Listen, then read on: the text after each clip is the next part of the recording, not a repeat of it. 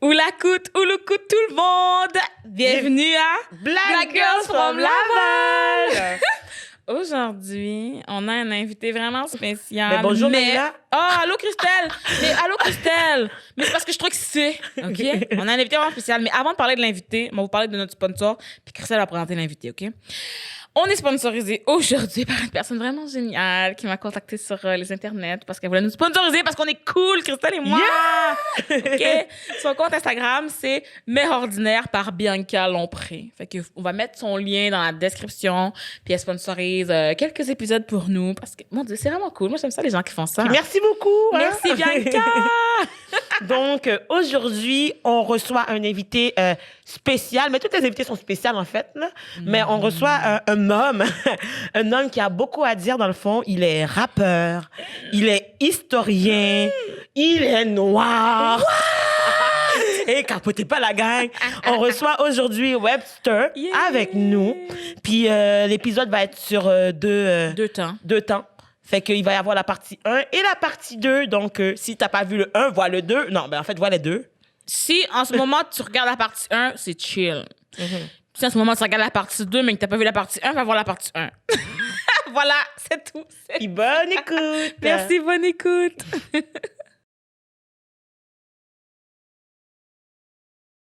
Eh bien, allô Webster. Salut. Ça va? Oui, ça va bien, vous autres? Ah, ça va super bien. Ça va toujours bien Yeah. dans cette vie. Alors, on voulait te demander, avant de commencer, de nous parler un peu de toi. Pour Qui les es-tu? gens, moi, c'est ça. Mettons qu'il y a des gens qui vivent sous une roche puis qui savent pas qui est Webster. Qui est Webster? Mais là, il y a bien plus de gens que ceux sous les roches, là. Ils savent pas je suis qui. Je m'appelle Aline Diaye, alias Webster. Je suis un artiste hip-hop de Québec, du quartier Limoilou, Airland. J'ai commencé à faire du rap en 1995. Je suis vraiment un des old schoolers à Québec et maintenant on pourrait dire au Québec. Je suis un passionné d'histoire aussi depuis longtemps. Et depuis, je dirais un peu plus des 15 dernières années, je me suis passionné pour l'histoire de la présence afrodescendante et africaine au Québec et au Canada, ainsi que l'esclavage ici. Donc, c'est vraiment deux chapeaux là, qui sont maintenant soudés l'un sur l'autre. Là. Donc, je passe d'un à l'autre, des concerts aux conférences, des ateliers d'écriture autour-guidés. Je fais des expositions au musée à propos des esclaves en fuite, un livre jeunesse à propos d'Olivier Lejeune, le premier Africain à vivre ici. Donc, je touche à toutes sortes d'affaires, mais je dirais principalement hip-hop et histoire. OK. Puis, mettons que je te demanderais, Webster, ça vient de où? Genre, comme le nom Webster, parce que, tu sais, c'est pas ton prénom. Non, c'est pas mon prénom. Puis, en fait, c'est pas un nom que j'ai choisi. OK. Ouais, ça m'a été imposé au quartier quand j'étais jeune. Parce que moi, je lis beaucoup. Oui. J'ai toujours apprécié la lecture. Puis mes amis me taquinaient, m'écœuraient quand j'étais au quartier. Ça, c'est le mot que j'utilise dans les conférences. Ouais, alors, ils me taquinaient. Mais non, ils m'écœuraient. Ils me disaient que je connaissais tout. Parce que je disais tout le temps, ils me disaient, ah, tu connais tout, t'es le Webster. C'est le dictionnaire. OK. Le Merriam-Webster. C'est comme si on m'appelle Larousse, tu sais. Mais je rappais en anglais, on rappait tout le monde en anglais à l'époque. Et c'est comme ça que Webster et j'aimais pas ça, hein? Au début. J'aimais pas ça. Non, moi, je m'étais trouvé mon propre nom. C'était quoi? Prophecy. Ah, tu vois? OK. Mais tu sais, ça fait moins sérieux aujourd'hui, à 40 ans. Se faire appeler Prophecy. Prophecy on the mic. Ouais. C'est le nom que j'avais choisi, puis finalement, Webster est resté. Puis tout le monde a commencé à m'appeler comme ça au quartier. Là. Puis là, maintenant, t'aimes ça, maintenant, c'est correct. Si on Ben, t'appelle Webster, t'es pas offensé, là. Non. Comme je dis Mais c'est toujours, que mon- toi, t'as choisi prophétie, mais Webster, t'as choisi. C'est ça. Voilà, exact. Oh, et puis tout le monde l'a choisi. Donc me voilà désormais Webster. Ben c'est nice. Mais là, j'espère tout le monde que vous savez. Maintenant, c'est qui Webster? Vous pouvez continuer à aller sur Instagram, le suivre, aller lui demander à votre école qu'il fasse des ateliers d'écriture parce qu'il t'en a fait à Montmorency aussi. Ah, j'en ai fait partout. C'est ça qui arrive. Puis j'étais sur triste parce que Terre. je pouvais pas aller. J'ai trop d'activités en même temps. Yeah. Ça m'a brisé le cœur. Christelle, Ah ouais. ça m'a brisé le cœur. C'est vrai, c'était Mais c'est à correct. Level Up. Ouais. Exact, Il me le semble, genre de colloque hip-hop à Montmorency. C'était bien. Ouais, c'était cool. Mais moi, j'ai été voir comme, je pense, c'est qui là? Tizo? Ça se peut-tu? Non? Ouais, Qu'il il soit était là. venu? Ok, apparemment, c'est il ça. était là, Ça se ouais, peut. ouais. J'ai été voir Tizo, puis il y avait White Bee aussi. Oh, j'étais contente. Je dis pas que je les aime, là, mais tu sais, en tout cas. Mais parfait. Alors, tu sais, mettons, tu nous as parlé de l'histoire, justement, puis de la place que ça a occupé dans ta vie. C'est où que l'histoire puis le rap se sont rencontrés dans ta vie, en fait? Ben, tu vois, c'est un peu particulier parce que le rap m'a donné l'aisance de parler aux gens. Tu sais, je faisais des shows sur scène et donc ça m'a appris à livrer de l'information. Et tu vois, quand je ne pouvais pas vivre excusez-moi, de mes passions, je travaillais comme guide sur un lieu historique. OK. Et donc, le jour, je faisais des visites guidées, je parlais aux gens d'histoire. Puis le soir, ben, j'étais sur scène. Puis je rappais devant les gens. Donc, au final, j'étais très habitué de parler aux gens. Mais le croisement s'est vraiment fait avec l'écriture de la chanson Québec History X, qui est une chanson que j'ai écrite vers 2005-2006, qui est parue sur mon album Sagesse Mobile en 2007, qui était à propos de l'histoire noire ici. Parce que, bon, moi, j'ai étudié à l'UNIV en histoire et jamais que j'ai vu cette histoire-là. Jamais. Et c'est en sortant de l'université que je suis tombé sur ces informations-là. Puis j'étais comme, mais attends un instant, là, je viens d'avoir 6 sessions d'histoire, dont plusieurs d'histoire du Canada, du Québec, la Nouvelle-France. Pourquoi on n'a jamais mentionné le seul mot esclavage ou noir ici? Et donc, quand je suis tombé sur ces informations-là, j'étais comme, faut que j'en parle, faut que je diffuse ces informations-là. Et c'est comme ça que j'ai écrit cette chanson, Québec History X. Et pour moi, c'était un moment pivot, mais sans m'en rendre compte. C'est-à-dire, je l'ai fait, mais après ça, toutes ces initiatives de mieux faire connaître l'histoire m'ont suivi. C'était l'élément déclencheur, en fait. Mais quand tu dis que t'es tombé sur l'information, t'es tombé comment? Parce que nous, on se demandait vraiment comment on peut chercher des réponses à des questions qui sont pas posées. Tu comprends? Parce que si jamais on dit esclavage, pourquoi je vais penser, hey, tu sais quoi? On n'a jamais parlé d'esclavage, mais laisse-moi chercher s'il y en avait. On m'a jamais parlé de pensionnat, mais le mot pensionnat me vient à l'esprit. Fait que je vais chercher. Exactement. Fait comment ça arrive? Ben, c'est pour ça que je dis, je suis tombé sur ces informations-là. C'était par hasard. J'ai trébuché. C'était vraiment par hasard. C'est-à-dire que, admettons, je lis un livre en histoire, puis je me rappelle plus à propos duquel j'ai lu en premier, mais c'était soit Marie-Joseph Angélique, ici en 1734, qui a été exécutée pour un incendie à Montréal, ou encore Olivier Lejeune, qui arrive à Québec en 1629. Je me souviens, c'est un des deux, mais je suis tombé, puis j'étais comme, mais attends, comment on parle esclavage, noir, Montréal, 1734? Comment on parle Québec, malgache, esclavage, 1629? Donc, je commençais à lire un livre, 2 livres, 3 livres. Puis là, je suis en train de stacker ma bibliothèque puis de stacker les informations aussi. Ah, c'est bon. Puis, aussi, une autre question qui nous tracasse depuis pour notre traite, c'est... Bon, toi, tu as trouvé ces informations-là, mais les autres, ils les trouvent pas. Comment ça se fait que ça se rend pas jusqu'à l'école? Là, si tu me dis... Tu sais, ça fait longtemps quand même que tu en parles. Comment ça se fait que moi, là, mes petites cousines qui vont à l'école maintenant, ils savent toujours pas plus de quoi je parle. J'étais au cégep, moi, j'étais au cégep longtemps, fait que j'étais encore au cégep l'année passée, tu sais. Puis quand j'étais dans ma classe, puis je parle d'affaires comme ça, puis personne ne sait de quoi je parle quand je dis pensionnat. Je suis comme, pensionnat? Moi, je pensais quasiment que je l'avais appris à l'école, tellement ça fait longtemps que je sais. Puis les gens savaient pas de quoi je parlais quand je disais pensionnat. Moi, personnellement, tu vois, genre, j'ai eu mon premier cours d'histoire du Québec en secondaire 4. Est-ce qu'on a parlé des Autochtones? Brièvement, je m'en rappelle plus. Je me rappelle juste que, comme, mettons, au cégep, dans mon cours d'histoire, j'ai écouté un épisode, genre, justement, du film, là, comme, mettons, qui montrait, genre, le système des pensionnats et tout. J'ai écouté, puis c'était un matin, fait que les gens dormaient dans la classe. Fait que j'étais comme, ah, OK, c'était pas, tu sais, mettons, même le professeur a pas mis l'emphase sur le fait que c'était pertinent, whatever et tout. Fait que pour moi, genre, j'ai évolué, genre, sans jamais prendre le temps de réfléchir, justement, à l'aspect, comme, de ce qui s'est passé dans les pensionnats avec les Autochtones et tout. Puis là, après, comme, mettons, ça ressort en ce moment. Puis je suis comme, aïe, j'étais où? C'est vraiment ça, parce que c'est vraiment le fait que, comme, si on n'en parle pas, pourquoi on y penserait? Ouais. Puis, en fait, faut que ça me trouble. Non, mais effectivement, c'est ça. C'est qu'on se dit toujours comment creuser si on ne sait pas où poser la pelle. Tu sais? C'est ça. Et le problème, c'est que cette histoire-là est encore perçue comme anecdotique. Comme en dehors, comme marginale de la trame narrative qu'on se fait raconter depuis le 19e siècle, quand François-Xavier Garneau écrit l'histoire du Canada en 1845-46. Donc, c'est encore considéré comme anecdotique, c'est encore considéré comme niché. Et donc, les gens n'ont pas le réflexe de se tourner vers cette histoire-là, et même s'ils veulent se tourner, Ils savent pas où se tourner parce que c'est une histoire qui est pas encore assez accessible. Et c'est pour ça, en fait, tous mes différents projets, c'est-à-dire que je rappe à ce propos, je donne une conférence, je monte une visite guidée, je fais une exposition, un livre pour enfants. Donc, je veux multiplier les objets d'éducation, les sources, pour que les gens puissent, d'un moyen ou d'une autre, tomber sur cette histoire-là et remonter le fil après ça. Et c'est ça le problème, c'est que on a une difficulté d'accès. Ce qui est écrit à ce propos sont des gros livres que c'est pas tout le monde qui a envie de les avoir. Donc, on n'a pas, comme on dit, un common knowledge de cette histoire-là. Et nos repères sont pas québécois, sont pas canadiens. Nos repères sont américains. Quand on parle d'esclavage, on pense aux États-Unis, aux champs de coton. Quand on parle de militance, on pense aux États-Unis, à Martin Luther King, à Rosa Parks, mais on n'a pas de référents afro-québécois et afro-canadiens. Pourtant, il y a une histoire riche de cette présence-là au Québec et au Canada.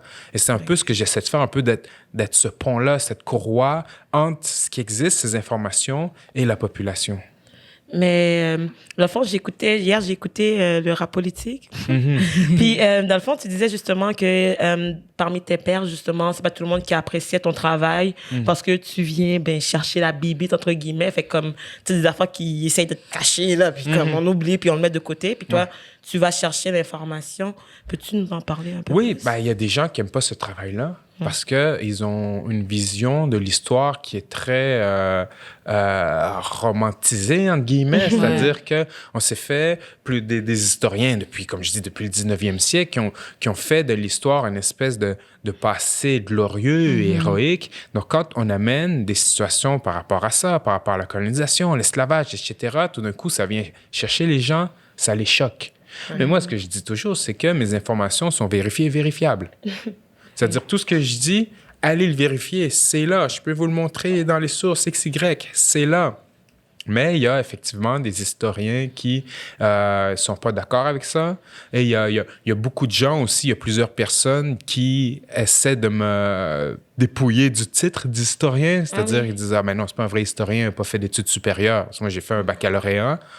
Puis après ça, je passe à d'autres choses dans ma vie. Mais tu vois, je veux dire, je m'informe, j'accumule l'information, je la transmets, etc. Mais il y a beaucoup de gens qui essaient de discréditer ce que je dis à cause de le niveau académique que j'ai pas. Mais à partir de là, écoutez, les sources que je consulte, c'est les mêmes que tout le monde. Allez voir, ce que je dis, c'est là. Après ça, que j'ai passé 3 ans ou 6 ans à l'université, je dirais, l'information demeure la même, elle ne va pas changer. Non, mais moi, j'ai l'impression que les gens vont toujours trouver des excuses aussi pour ne pas écouter qu'est-ce qui va leur déranger. Fait que, comme, tu sais, ils vont le blâmer sur tes études, mais mettons que tu aurais fait des études supérieures, ça aurait été quelque chose d'autre. Ben, exactement. Puis... Vous allez toujours trouver quelque chose. En fait, le problème, c'est que, genre, on est noir, là. les gens, souvent, ils pensent que j'essaie de culpabiliser la population face à cette histoire-là. Mais ce que je dis, moi, je m'en fous de la culpabilité.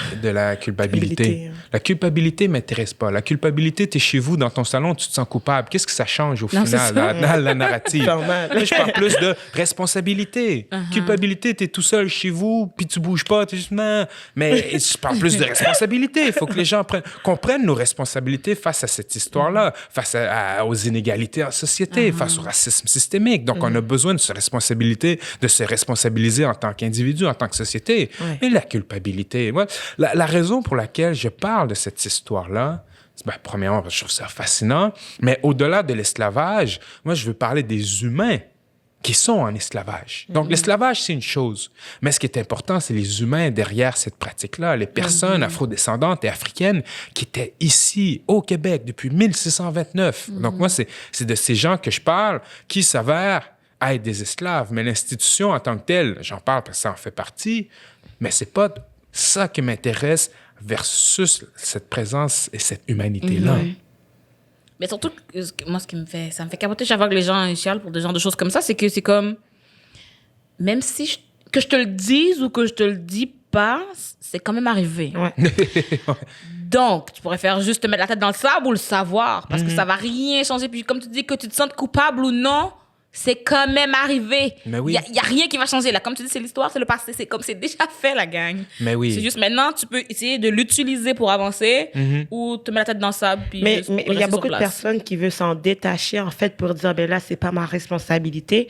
Ça s'est passé, genre, depuis tellement longtemps. C'est mes ancêtres et les colons. Ben oui. Mais moi, je suis pas un colon. Là, genre, j'aime la diversité. Mais tu sais, c'est au quotidien, j'imagine, qu'il faut faire des changements. C'est pas juste sur papier. Oui, il faut faire les changements. Encore une fois, se responsabiliser face à ces dynamiques aujourd'hui, de ce présent. Donc, pour moi, l'histoire, faut en parler. C'est un élément pour mieux comprendre nos sociétés, mais bien sûr qu'il faut agir dans le présent. OK. Puis il faut prendre action, il faut se situer, se positionner, et c'est toute la société qui doit le faire. Parce que, tu vois, souvent, ce qu'on dit, c'est que c'est, entre guillemets, c'est pas les personnes racisées qui vont régler la question du racisme. Ben non. Comme que c'est pas les femmes qui vont régler la question des femmes, entre guillemets, dans le sens Non, que c'est ça. c'est tout le monde. C'est Ouais, les hommes qui doivent se sentir concernés par le sexisme si on veut avancer. Donc, c'est pas de juste laisser le poids du changement sur les femmes pour changer le sexisme. Comme qu'on peut pas mettre le poids sur les personnes racisées de vouloir changer la société face au racisme. C'est un enjeu commun. Tant que les gens qui sont pas touchés par ces problématiques-là ne s'y investissent pas, on va rien changer. Ben oui. Ouais. Sinon, une autre affaire que je me demandais, c'est par rapport à l'éducation, le système d'éducation. Est-ce que, je sais pas si tu sais ça, mais les profs actuels, est-ce que tu penses qu'ils ont le droit d'en parler? Est-ce que c'est pas... Comment ça fonctionne? Tu sais, ouais, les nouveaux profs... En fait, tu penses? oui, ils ont le droit d'en parler. Ok. Récemment, quelqu'un me disait que c'était dans au ministère de l'Éducation, que c'était dans les, dans les points d'apprentissage. Ok. Est-ce qu'il y a des manuels à ce propos? Pas encore. Est-ce que c'est dans les manuels? J'ai déjà vu un manuel où est-ce qu'ils en parlaient sur une page.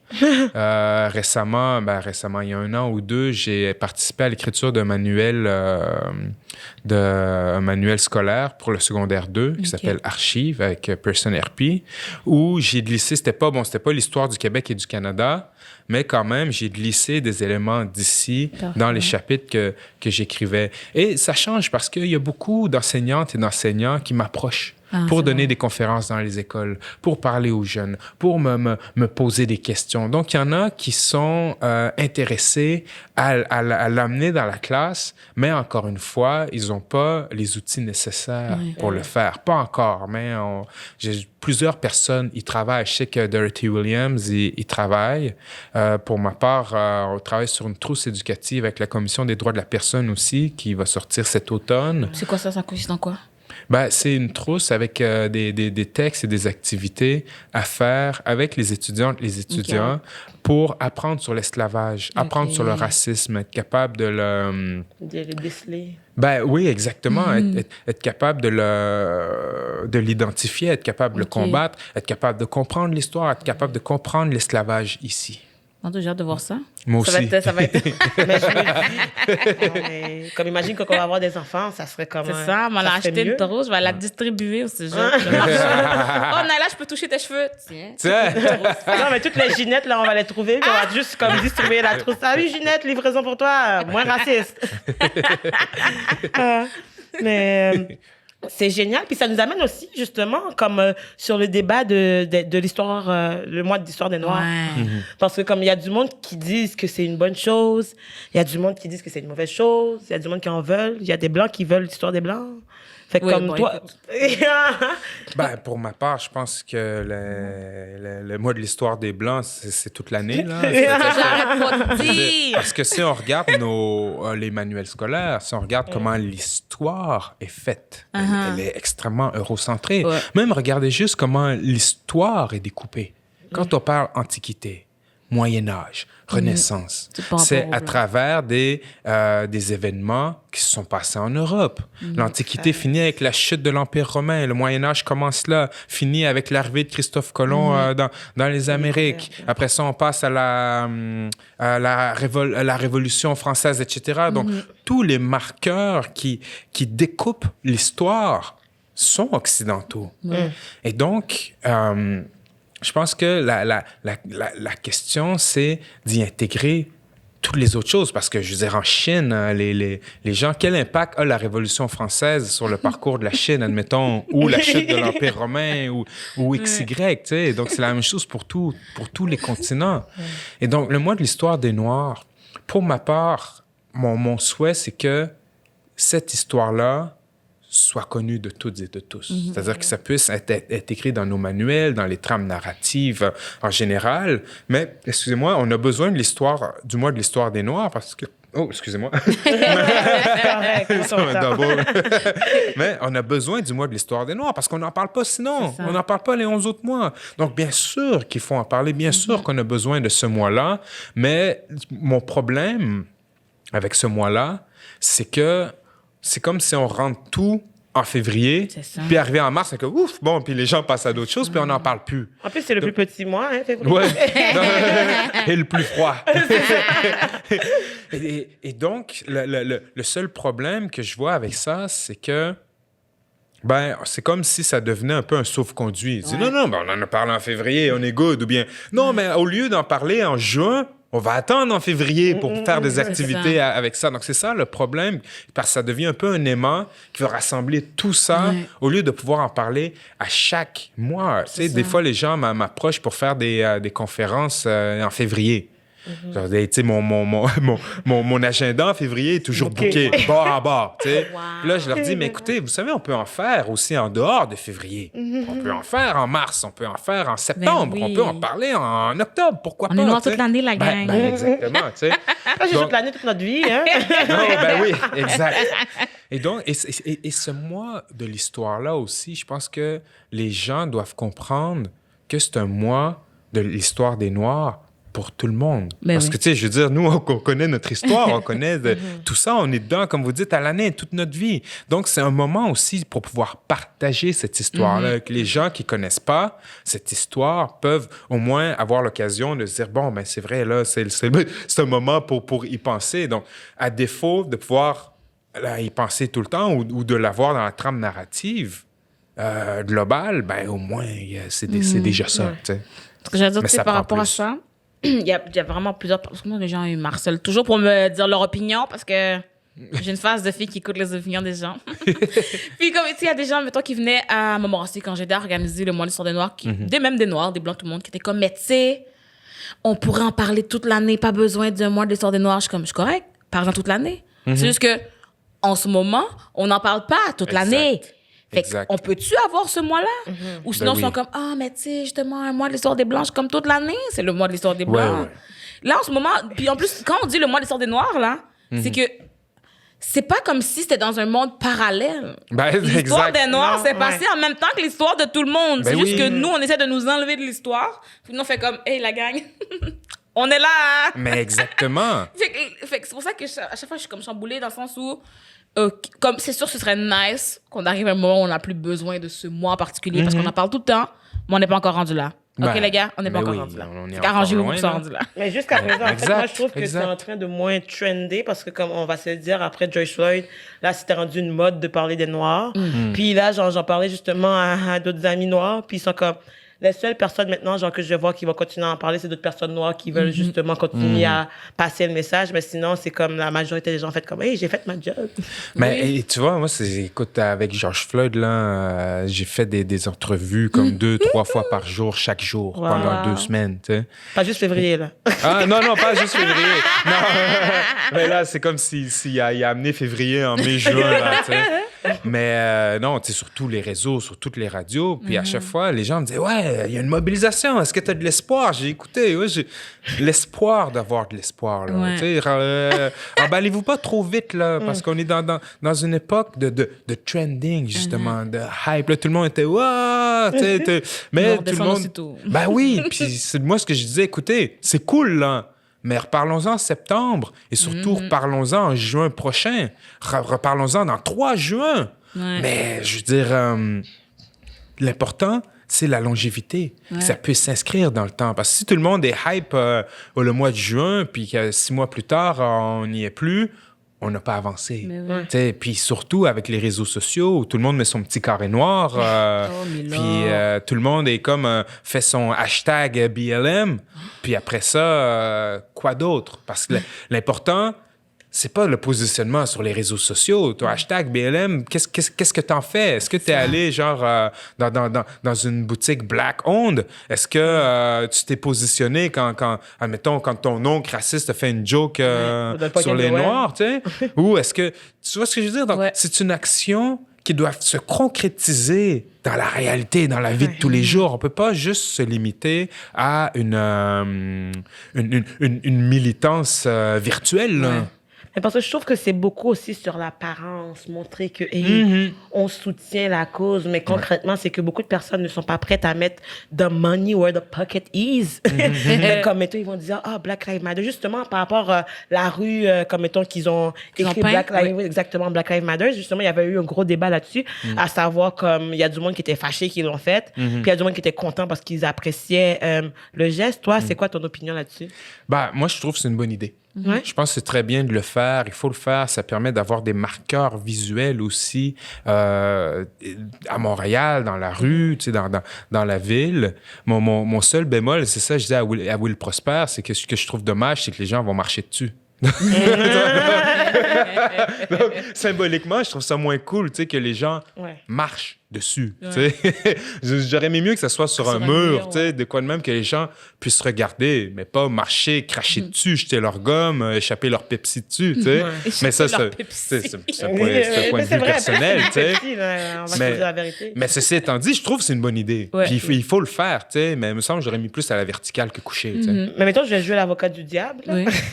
Mettons que le monde qui dirait que justement, OK, ils ont fait une peinture, mais concrètement, il n'y a rien qui a changé au Québec par rapport au fait que justement que le racisme systémique est là, puis que en fait, François Legault est toujours pas capable de le reconnaître. Là.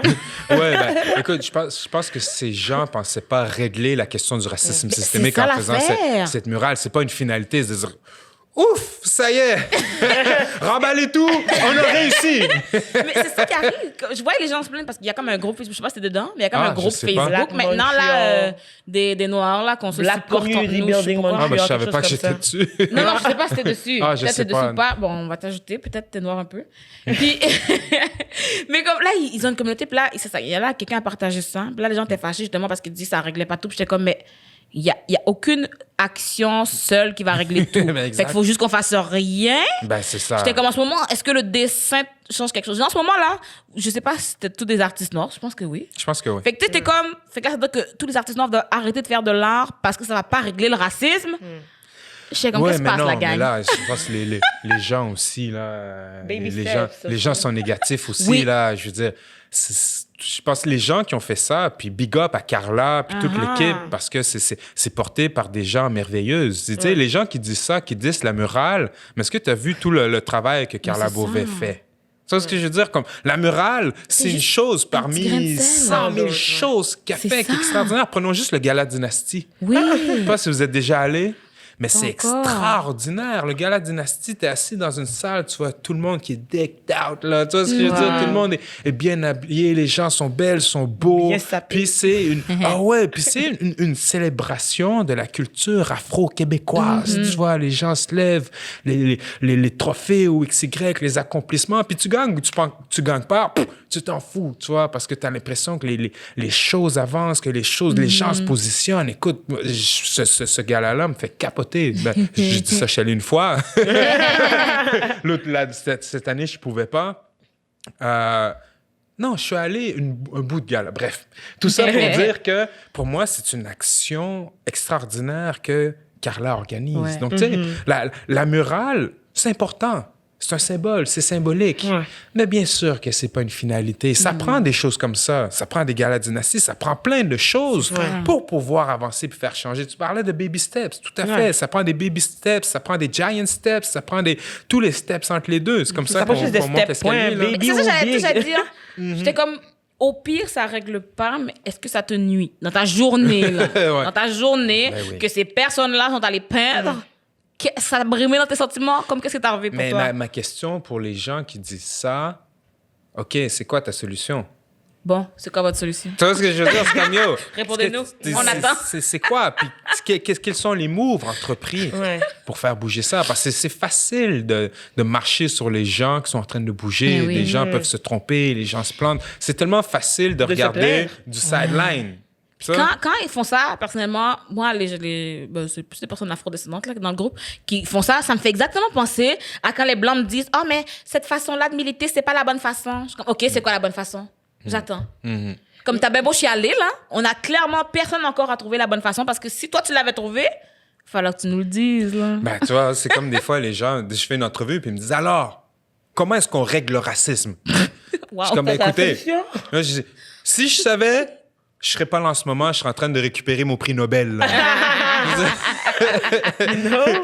Mais c'est toutes ces actions-là qui font avancer. Tu sais, moi, ce que je dis toujours, c'est qu'un livre, là, est constitué mot par mot. Ben oui, c'est pas chaque mot. Tu vois, c'est page par page, paragraphe par paragraphe, Ouais. phrase par phrase, mot par mot.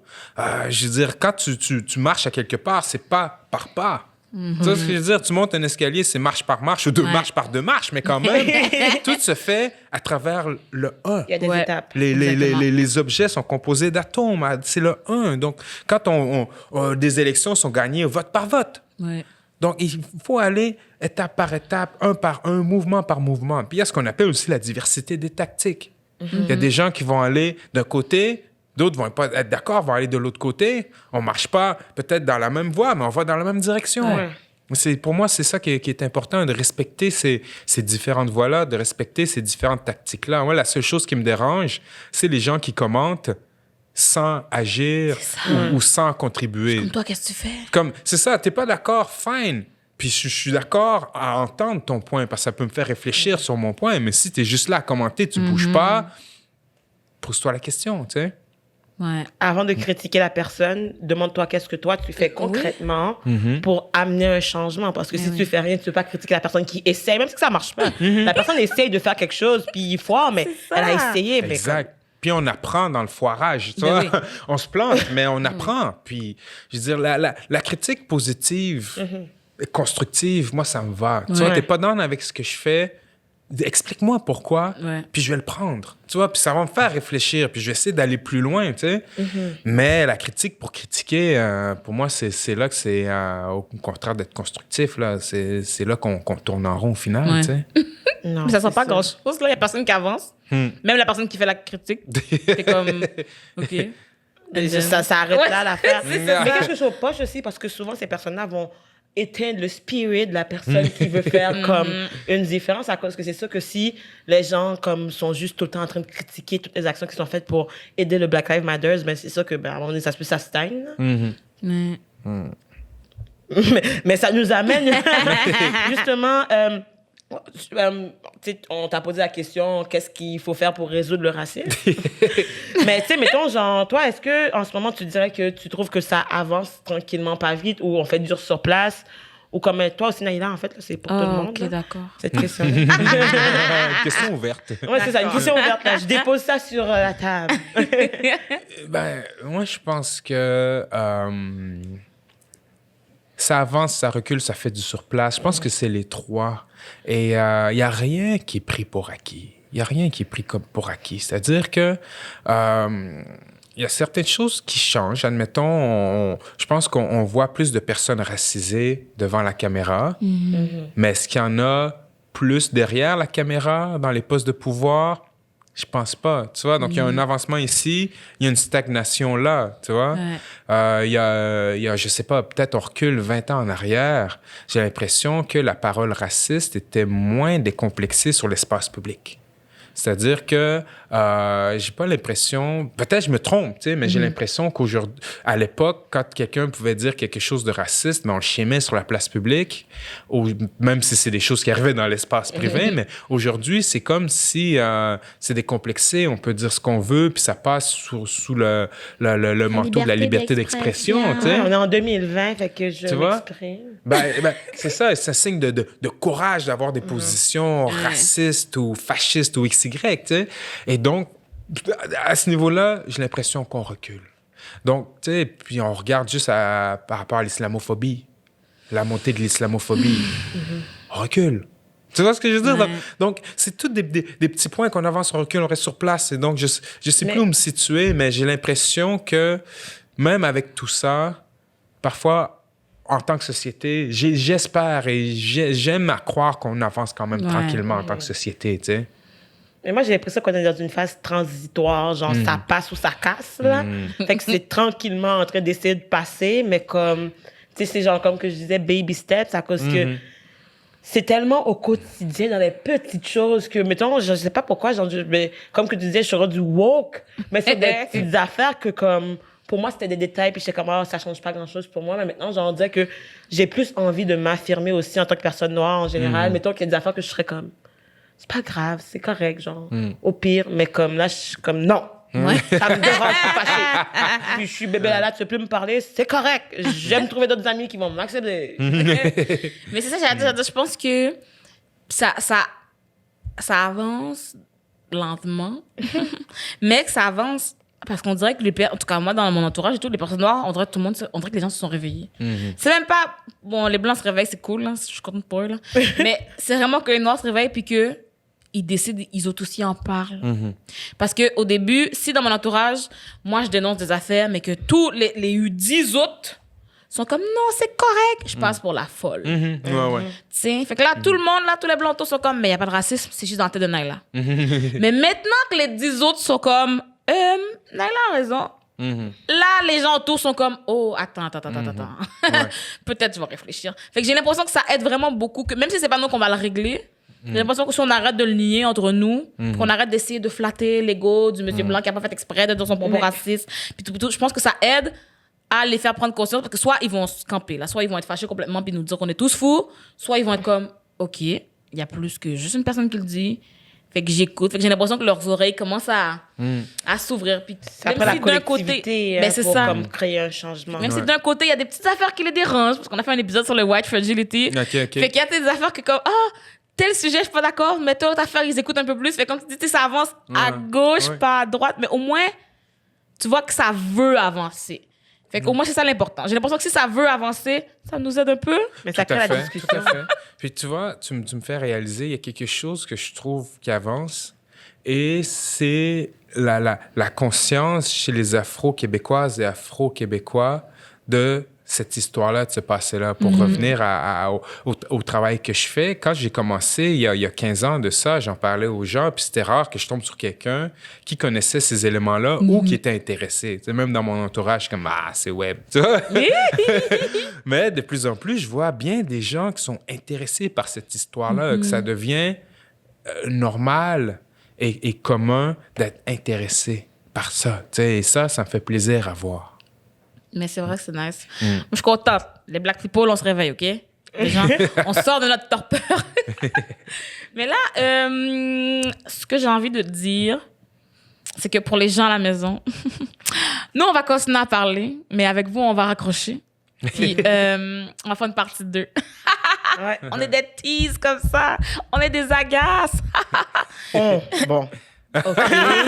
T'étais pas down, hein? Oui, je sais comme, On oh. va sacrifier, d'accord, mais là, c'est une agace. Fait qu'on va revenir la semaine prochaine. Je dis la semaine prochaine, Ouais. peut-être ça va être demain. Peace Mais- out. Fait qu'on se dit bisous, bisous, cœur, Ah cœur. oui, bisous, bisous, cœur, cœur.